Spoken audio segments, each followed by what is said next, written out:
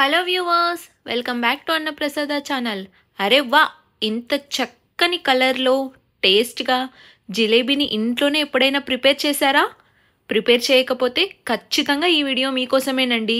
నేను చెప్తున్న టిప్స్తో మీరు కూడా ఫాలో అయితే ఖచ్చితంగా మీకు ఇదే విధంగా మంచి టేస్ట్ అండ్ కలర్తో జిలేబీ కుదురుతుంది. ఇక్కడ చూపిస్తున్న విధంగా ఒక బౌల్ తీసుకొని జిలేబీకి కావాల్సిన ఇంగ్రీడియంట్స్ని మనం యాడ్ చేసుకోవాలండి. మైదా, కార్న్ఫ్లోర్ ఇక్కడ నేను చూపిస్తున్న కొలతలతో మీరు కూడా యాడ్ చేసుకోండి. తరువాత మనం కావాల్సిన పదార్థాలన్నీ నేను చెప్పిన కొలతల్లో యాడ్ చేసుకున్న తరువాత కొద్దిగా వాటర్ని యాడ్ చేస్తూ జిలేబీలు వేయడానికి వచ్చే కన్సిస్టెన్సీ వచ్చేంత వరకు ఇలా స్పాచులాతో మిక్స్ చేసుకుంటే సరిపోతుంది.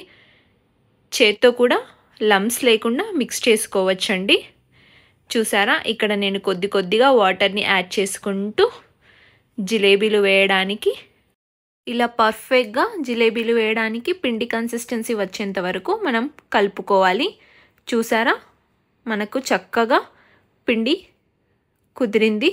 ఇప్పుడు పాకం కోసం కడాయిని తీసుకొని ఇలా చక్కెర పాకాన్ని ప్రిపేర్ చేసుకొని పక్కనుంచండి.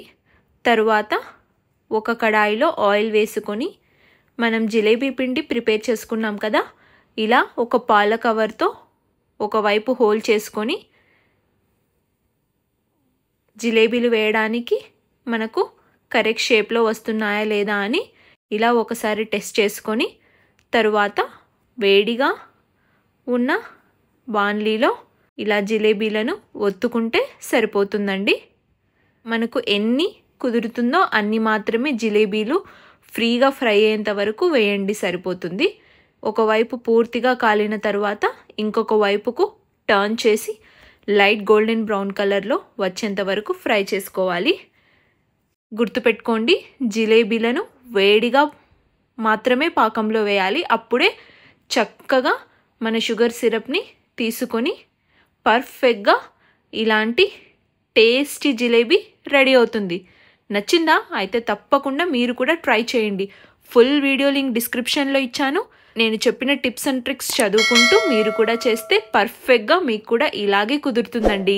ఇంకెందుకండి ఆలస్యం, అన్నప్రసాద ఛానల్కి సబ్స్క్రైబ్ చేసుకున్నారా? మరి చేసుకోకపోతే వెంటనే సబ్స్క్రైబ్ చేసుకోండి. ఇలాంటి మంచి రెసిపీస్ మన ఛానల్లో ఎన్నో ఉన్నాయి. వాటి లింక్స్ కూడా నేను డిస్క్రిప్షన్ బాక్స్లో ఇస్తాను, ఒకసారి చెక్ చేయండి.